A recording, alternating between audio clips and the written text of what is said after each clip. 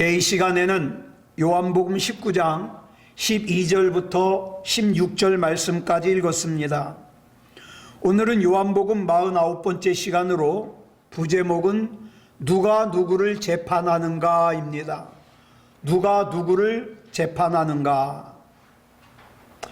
본문 13절을 보면은 이렇게 시작을 하고 있습니다. 우리 빨간색만 읽겠습니다. 시작. 빌라도가 이 말을 듣고. 자, 도대체 빌라도가 누구로부터 무슨 말을 들었습니까? 이걸 알려면 우리가 앞에 절을 알아야 돼요. 본문 12절을 보면 이렇게 증거하고 있습니다. 시작. 이러함으로 빌라도가 예수를 놓으려고 힘썼으나 유대인들이 소리질러 이르되 이 사람을 놓으면 가이사의 충신이 아니니이다. 무릇 자기를 왕이라 하는 자는 가이사를 반역하는 것이니이다. 자, 유대인들이 고발한 예수님을 신문한 빌라도 총독이 예수님이 죄가 없다는 걸 확인했어요. 그래서 마지막으로 예수님을 풀어주려고 하니까 유대인들이 일제히 소리를 지르는 거예요. 자기 스스로를 왕이라고 하는 반역자를 사형에 처하지 않으면 당신은 가이사, 즉 로마 황제의 충신일 수가 없다는 거죠. 이 당시 로마 황제가 누구냐면 티베리우스라는 황제인데, 기록에 보면 이 티베리우스라는 황제가요, 귀가 얇아요. 그래서 누가 누구를 모함하는 소리를 하면은 그 소리 듣자마자 그 사람 죽여버려요. 그래가지고 로마의 모함과 음모가 굉장히 횡행했어요. 이걸 유대인들이 알고 있는 거예요. 이걸 가지고 지금 빌라도를 협박하는 거예요. 너 예수 안 죽이면, 자기를 왕이라고 하는 저 예수를 안 죽이면 티베리우스 황제에게 편지 쓸 거야. 응? 그 당신이 반역의 마음을 가진 사람하고 동조했다고 편지 쓸 거야. 이 사실에 빌라도는 알거든요. 이거 잘못 모함을 받았다가는 살지 못한다는 걸 알아요. 그래서 이 유대인들로부터 협박을 들은 빌라도가 뭘 했는가? 본문 13절이 이렇게 기록하고 있습니다. 시작. 빌라도가 이 말을 듣고 예수를 끌고 나가서 돌을 깐 뜰 히브리 말로 가바다에 있는 재판석에 앉아 있더라. 자, 보세요. 여기는 우리 개정 성경에는 돌을 깐 뜰 그랬거든요. 옛날 개혁 성경에는 뭐라 그러냐? 박석이라 그랬어요. 박석. 박이 뭐냐면 얇다는 뜻이거든요. 그러니까 얇은 돌을 갖다가 이렇게 모자이크 형식으로 깔아놨어요. 거기 그 자리에 누가 있느냐? 바로 빌라도가 재판석에 앉아 있는 거예요. 자, 그 한쪽에 이제 빌라도가 재판석에 앉아서 재판을 하는데, 여기서 말하는 이 총독의 자리란 지금 뭐예요? 백성을 재판하는 자리죠. 빌라도는 조금도 꺼리낌 없이 나는 재판하는 사람, 예수님은 재판을 받는 사람, 이렇게 생각하고 있는 거예요. 그런데 헬라어 원문 성경을 보면 굉장히 중요한 단어가 사용되어지고 있어요. 뭐냐 하면은 여기에 재판석에 앉아있더라 해서 자리에 앉는다는 의미의 동사가 여러 개가 있거든요. 그런데 그 중에서 어떤 단어를 사용하고 있느냐? 카디조라는 단어를 사용하고 있어요. 이 카디조라는 단어가 특이한 게 이게 자동사로도 쓰고 타동사로도 써요. 만약에 이 단어를 자동사로 사용하면은 빌라도가 예수님을 재판하기 위해서 자기 스스로 재판석에 앉았다, 이렇게 뜻이 돼요. 그런데 타동사가 되면 의미가 달라져요. 뭐냐면 빌라도 자신이 재판을 받기 위해서 재판석에 자기를 앉혔다가 돼요. 이게 얼마나 놀라운 메시지입니까? 빌라도는 지금 아무 생각 없이 예수님께 사형 선고를 내리기 위해서 재판석에 앉아 있어요. 그런데 지금 빌라도의 선고를 기다리고 있는 예수님이 누구십니까? 하나님의 아들이에요. 겉으로 보면 빌라도 총독이 예수님을 재판하기 위해 재판석에 앉아 있는 것으로 보이지만 그 속을 좀 더 깊이 들여다보면 상황은 정반대예요. 빌라도가 자기에게 맡겨진 그 자리에 대해서 얼마나 책임을 다했는지, 의무를 다했는지, 성실하게 감당했는지 주님의 심판을 받기 위해서 재판석 앞에 자기를 앉혀두고 있는 것이 되는 거거든요. 만약에 빌라도가 이 놀라운 사실을 알았더라면 빌라도의 판결은 달라졌겠죠. 그러나 빌라도는 이 중요한 사실을 알지도 못했고 알려고도 하지 않았기 때문에 자기도 알아요. 진짜 하나님의 아들일지도 모른다. 그런 마음을 가졌어요. 빌라도가 재판하러 갈 때 아내가 뭐라 그랬는지 아세요? 여보, 내 꿈자리가 뒤숭숭해. 오늘 당신이 재판하는 어떤 사람이 나를 밤새 괴롭혔어. 당신 나가서 그 죄 없는 사람 죄 주지 말라고. 빌라도의 아내가 그렇게 얘기까지 했거든요. 그리고 빌라도도 예수님이 죄 없는 거 알아요. 그럼에도 불구하고 눈앞에 있는 사악한 유대인들의 협박에 못 이겨서 어떻게 해요? 진리신 예수님에게 사형을 선고하는 어리석음을 범하고 말았습니다. 그 결과 예수님을 고발했던 유대인들로부터는 당시에 박수갈채를 받고 칭찬을 들었을지 모르지만 그로부터 2000년이 지난 지금 어떻습니까? 우리는 사도신경으로 신앙을 고백할 때마다 본디오 빌라도에게 예수님이 고난받고 죽으셨다고 고백하잖아요. 수많은 사람들의 입술을 통해서 빌라도가 정죄당하고 있는 거예요. 그러므로 그날 빌라도의 법정에서 재판을 받은 사람은 정작 예수님이 아니라 빌라도였던 거예요. 우리도 마찬가지입니다. 우리가 앉아있는 자리는 다 달라요. 우리가 처해 있는 상황과 처지와 형편이 다 달라요. 모양도 달라요.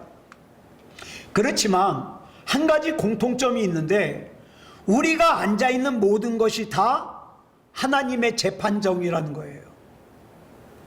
오늘 하루도 우리는 하나님의 재판정 앞에서 살았어요. 예? 그러므로 우리가 지금 현재 앉아있는 자리에 대하여 내 책임과 내 의무를 얼마나 잘 감당하고 있느냐에 따라서 사도 바울처럼 주님의 상급과 면류관을 바라볼 수 있는 그런 사람이 될 수도 있고 빌라도처럼 수치와 모멸로 끝나버릴 수도 있다는 거예요. 빌라도 총독은 예수님이 죄가 없다는 걸 믿었습니다. 또 혹시 하나님의 아들일지도 모른다는 두려움도 가지고 있었어요. 그럼에도 불구하고 유대인의 왕이라고 자처하는 예수님을 사형시키지 아니하면 로마 황제인 티베리우스에게 빌라도가 반역을 꾀했다고 신고하겠다는 유대인들의 협박에 굴복해서 재판석에 앉아서 예수님께 사형을 선고하고 말았습니다. 이것을 본문 16절이 이렇게 기록하고 있습니다. 시작. 이에 예수를 십자가에 못 박도록 그들에게 넘겨주니라. 여기서 그들에게 넘겨줬다 그러는데 그들이 누굽니까? 넓은 의미에서는 예수님을 고발한 대제사장들과 유대인들 무리죠. 좁은 의미로는 이제 빌라도의 선고에 따라 예수님에게 십자가 사형을 집행할 로마 군인들이에요. 그 후에 일이 어떻게 전개되는가? 본문 17절부터 18절에 이렇게 기록하고 있습니다. 시작. 그들이 예수를 맡음에 예수께서 자기의 십자가를 지시고 해골 히브리 말로 골고다이라 하는 곳에 나가시니 그들이 거기서 예수를 십자가에 못 박을새 다른 두 사람도 그와 함께 좌우편에 못 박으니 예수는 가운데 있더라. 마침내 예수님을 못 박을 십자가가 골고다 언덕에 세워졌습니다.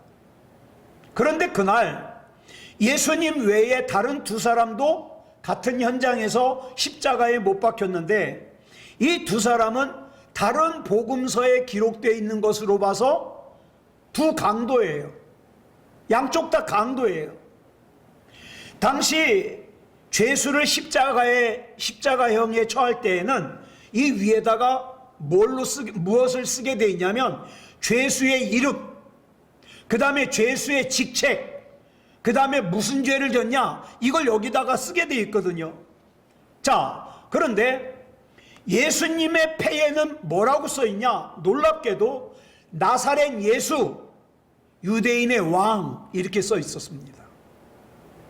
자, 여기 십자가에 못 박힌 사람의 이름은 나사렛 출신 예수고, 이 사람의 직책은 유대인의 왕이라는 뜻이에요.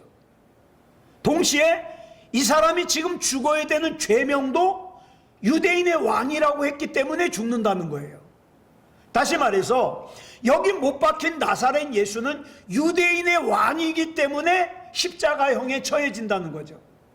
이 팻말을 본 대제사장들이 그 내용에 동의하지 못하겠다는 거예요.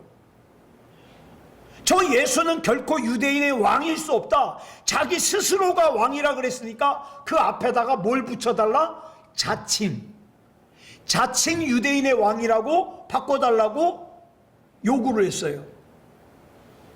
자, 그런데 빌라도가 내가 쓸 거 다 썼다 이 말이에요. 안 고쳐줘요. 자, 이 빌라도의 반응이 21절로 22절에 나옵니다. 같이 읽겠습니다. 시작. 유대인의 대제사장들이 빌라도에게 이르되 유대인의 왕이라 쓰지 말고 자칭 유대인의 왕이라 쓰라 하니 빌라도가 대답하되 내가 쓸 것을 썼다 하니라. 이 대제사장들의 요구를 빌라도가 이런지하에 거절해버려요. 우리는 빌라도 총독이 왜 대제사장들의 요구를 거절했는지 짐작은 돼요. 왜요? 아니, 내가 보니까 예수라는 이 사람은 죄가 없거든요. 그래서 풀어주려고 그랬더니 기어코 나를 협박해가지고 예수님을 십자가에 내어주게 했거든요. 이게 빌라도는요, 대로마 제국의 총독으로서 자존심이 상했어요. 예.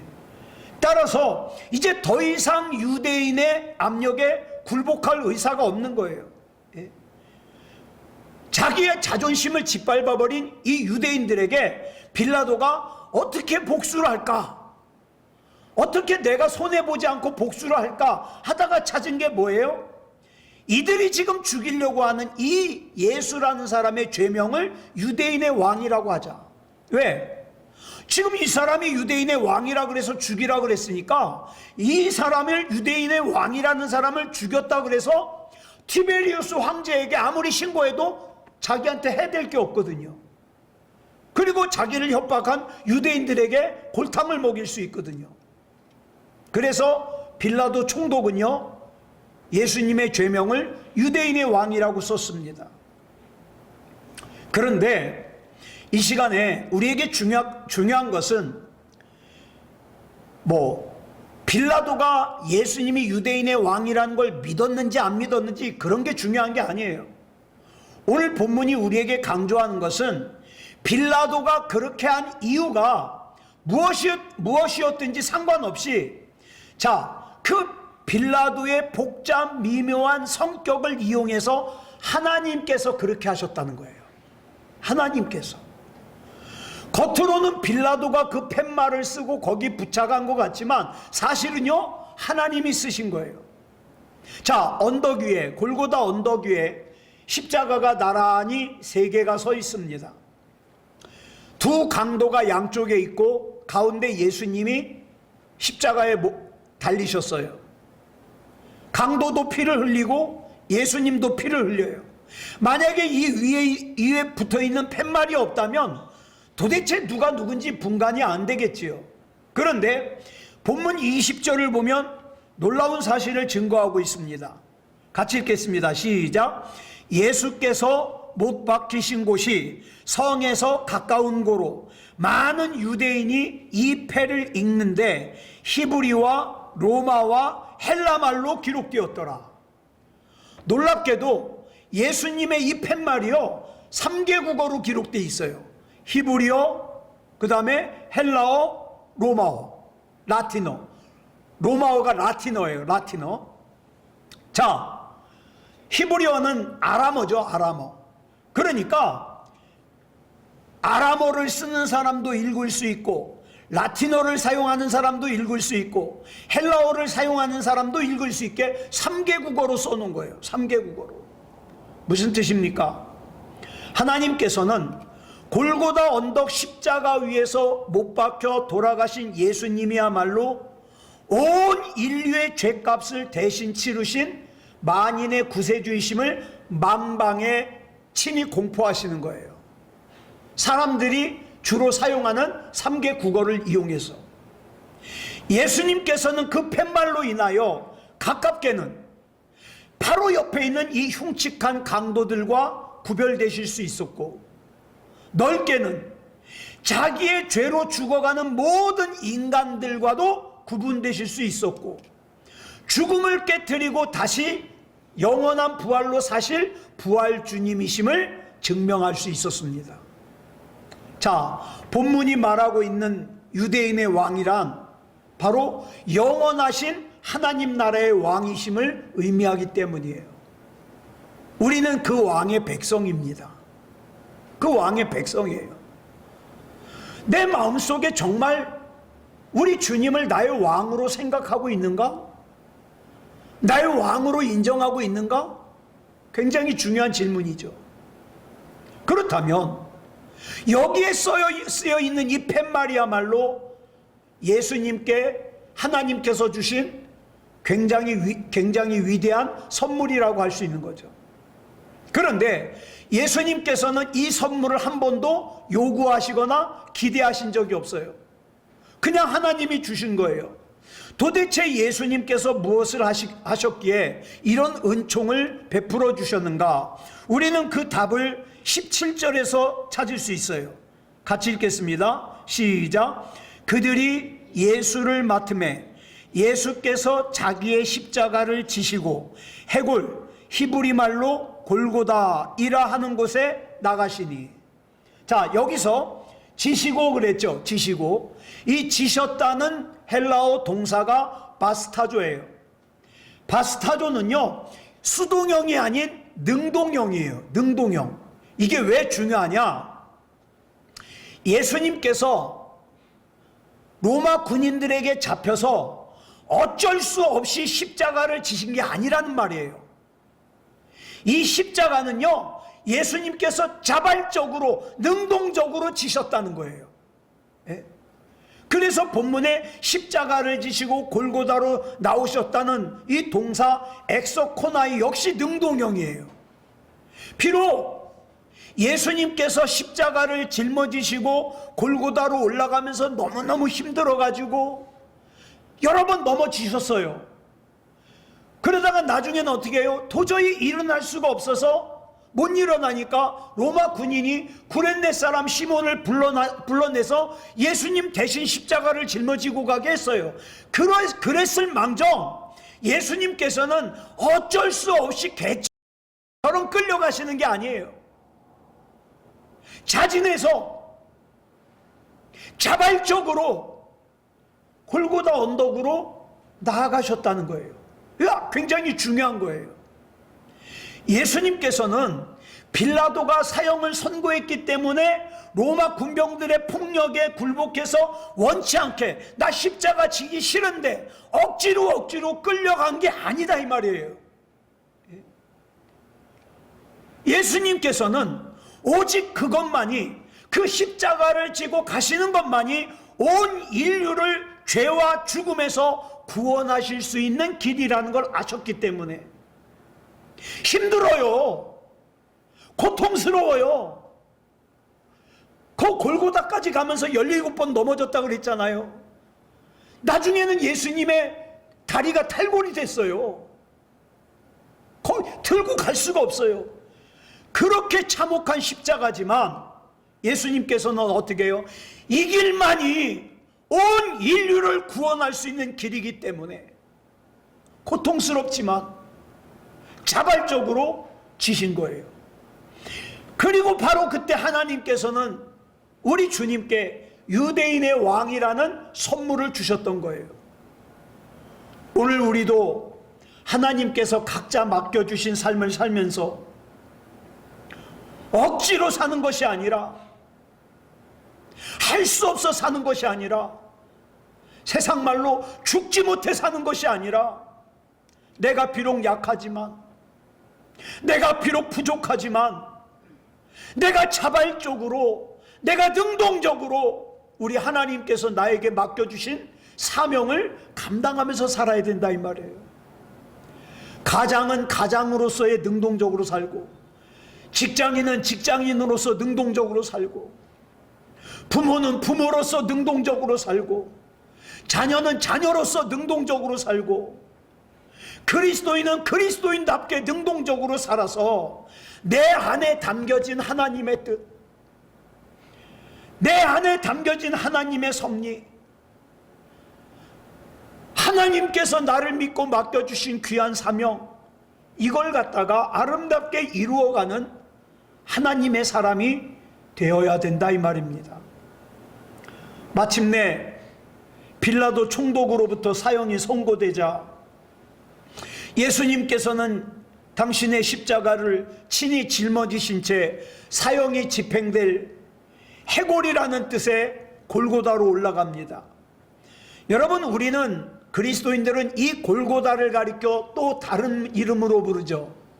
뭐라고 부르죠? 갈보리라고 불러요. 이 갈보리라고 부르는데 이 이름이 어디에서 나왔냐? 라틴어로 칼바리아라고 하는 데서 나왔어요. 이 칼바리아를 영어 발음으로 갈보리라 그래요. 해골이란 뜻이에요. 똑같아요. 해골. 예수님께서 못 박혀 돌아가신 장소의 지명이 해골이에요. 해골. 왜 이름이 해골이냐? 세 가지 견해가 있어요. 첫째는 예수님께서 못 박히신 그곳 모양이 해골 비슷하게 생겨서 해골이라고 한다는 사람들이 있어요. 둘째로는 그 장소가 옛날부터 사형 집행장으로 사용되었기 때문에 여기저기 해골이 굴러다녀서 해골이라고 한다는 견해가 있어요. 마지막 세 번째는 뭐냐? 예수님께서 오시기 오래 전부터 전해 내려오는 전설에 바로 그곳에 첫 번째 사람인 아담의 무덤이 있었기 때문에 해골이라 이렇게 부른다 그래요.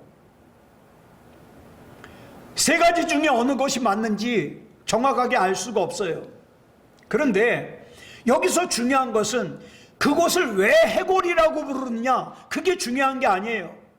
그 이유가 무엇이든 상관없이 예수님께서는 지금 해골이라는 곳에 십자가에 달리셨어요. 왜 그 이스라엘 천지의 그 많은 곳 중에 하필이면 해골이라고 불리는 골고다에서 못을 박히셨는가? 그 이유를 우리가 아는 것이 중요하죠. 이것을 아는 사람이 십자가의 진짜 의미를 알 수 있습니다. 해골이 뭘 상징할까요? 해골은 죽음을 상징해요. 반면에 십자가는 참 생명을 상징합니다. 그래서 예수 그리스도의 십자가는 그 넓은 이스라엘 전역 가운데 유독 해골이라고 이름 지어진 곳에 세워질 수밖에 없었어요. 왜요? 아무리 죽음이 난무하여 백골만 남아있더라도 그곳에 예수 그리스도의 십자가만 임하면, 예수님의 십자가만 세워지면 그곳의 위로부터 새로운 생명이 그 해골의 땅에, 그 죽음의 땅에 새로운 생명의 열매가 맺어지게 할 수 있음을 만방에 보이기 위해서. 저와 여러분의 인생은 예수님을 알기 전에는, 예수님을 구주로 영접하기 전에는 해골이었습니다. 인생의 종착역은 해골이에요. 죽음이에요. 영원한 죽음이에요. 그러나 예수님을 나의 구주로 영접하고 내 위에 예수님의 십자가가 세워지니까 참 생명이 나를 감싼 거예요. 자, 해골 위에 세워진 십자가, 그 십자가 위에서 흘러내리는 예수님의 보혈이 어디를 적십니까?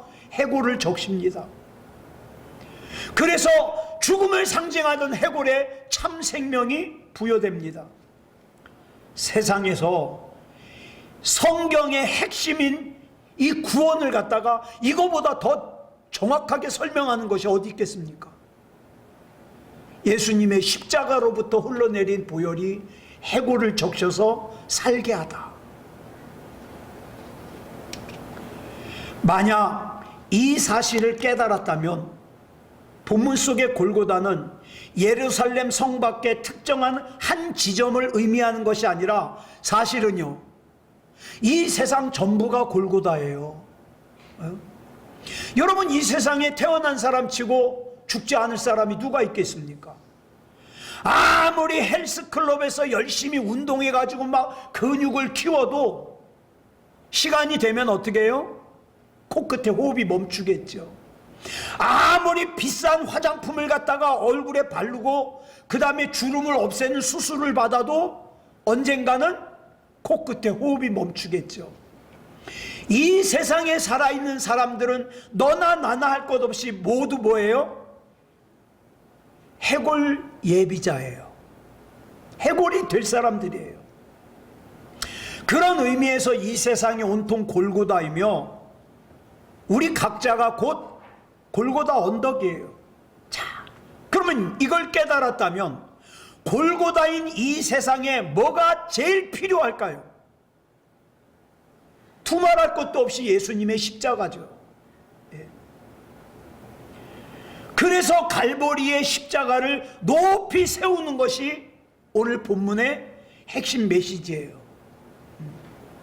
이걸 모르니까 빌라도가 어떻게 해요? 자기가 무슨 대단한 재판장인 것처럼 하나님의 아들 예수님을 앞에 놓고 네가 뭔 죄를 저질렀냐? 재판을 하잖아요. 아니, 지금 누가 누구를 재판합니까? 죄인이 하나님의 아들을 재판해요. 하나님의 아들을. 자, 그러나 십자가의 보혈을 타고 위로부터 내리는 하나님의 생명이 해골 같은 이 세상을, 아니 좀 더 좁게 해서 해골 같은 내 삶에, 해골 같은 내 심령에 그 보혈이 흘러서 어떻게 해요? 소성케 되는 거예요. 사는 거예요. 여러분, 참된 생명은 옆에서 오지 않습니다. 옆에서 오는 것은 단지 잠깐 나를 미혹하는 것 뿐이에요. 내가 옆에서 뭘 보면서 웃어요. 그 웃는 것이 행복해서 기뻐서 웃는 거예요? 아니요. 그거 오래가지 못해요. 참된 생명은 언제나 위로부터 내려옵니다. 십자가를 통해서만 흘러내리는 거예요. 마침내 예수님께서는 해골이라는 뜻을 가진 골고다에서 십자가에 못 박히셨습니다. 두 강도 역시 예수님의 양옆에 못 박혔습니다. 십자가에 못 박혔다는 것은 일시적인 고문을 뜻하는 게 아니에요. 뭡니까? 죽을 때까지 놔둬요. 이건 죽음이에요, 죽음. 말씀을 정리하겠습니다. 겉으로 보기에는 빌라도의 법정에서 재판을 받는 사람이 예수님처럼 보이지만 실상은 빌라도가 하나님의 아들 앞에서 자기의 자리에 최선을 다했는지, 자기의 양심과 자기의 믿음을 바르게 가지고 살았는지, 그거 재판받고 있는 거예요. 예. 빌라도는 예수님이 죄가 없다는 거 알았잖아요. 예수님이 진짜 하나님의 아들일지도 모른다는 두려움이 있었어요. 그런데 그는 사람들이 두려워서 어떻게 해요? 진리를 죽였어요. 진리를 죽음 가운데 내줬어요. 그래서 빌라도는 2000년이 지난 지금까지 진리를 넘겨준 사람이 되고 만 거예요. 반면에 예수님은 어떠셨습니까? 예수님은요, 억지로 십자가를 지신 것이 아니라, 누구의 억지로 끌려가신 것이 아니라 능동적으로, 능동적으로 그 십자가를 지셨어요. 십자가가 힘들다 그랬죠. 고통스럽다 그랬죠. 그러지만 그 길만이 사람들을 살릴 수 있는 길이기 때문에 능동적으로 십자가를 지셨어요. 사랑하는 여러분, 오늘 저와 여러분도 각자의 자리에 있습니다.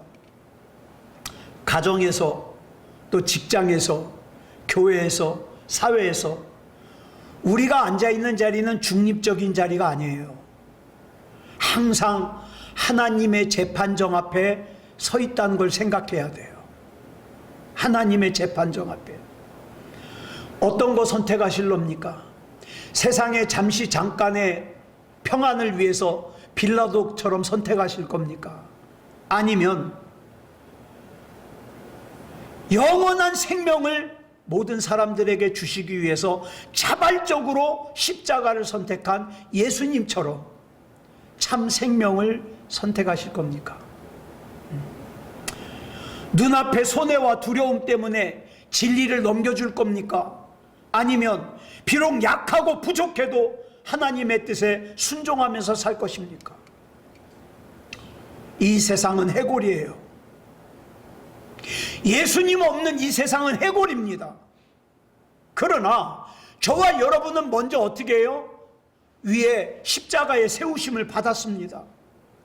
예수님의 보혈로 발라짐을 받았습니다. 참 생명을 받았습니다. 여기서 끝나면 안 되죠. 아직도 해골 상태에 있는 사람들에게 참 생명을 얻을 수 있는 길을 알려줘야 돼요. 소개해줘야 돼요. 그래서 어떡합니까? 내 옆에 사람도 살리고, 우리 가정도 살리고, 이 땅도 살리고, 예수님이 십자가를 능동적으로 지셨듯이 저와 여러분도 이 사명을 능동적으로 잘 감당하는 진짜 그리스도인다운 그리스도인이기를 그리스도 예수님의 이름으로 축복합니다. 기도하겠습니다. 사랑하는 주님, 감사합니다. 오늘도 요한복음 19장의 말씀을 통해서 자기가 죄인인데 죄인인 줄 모르는 빌라도와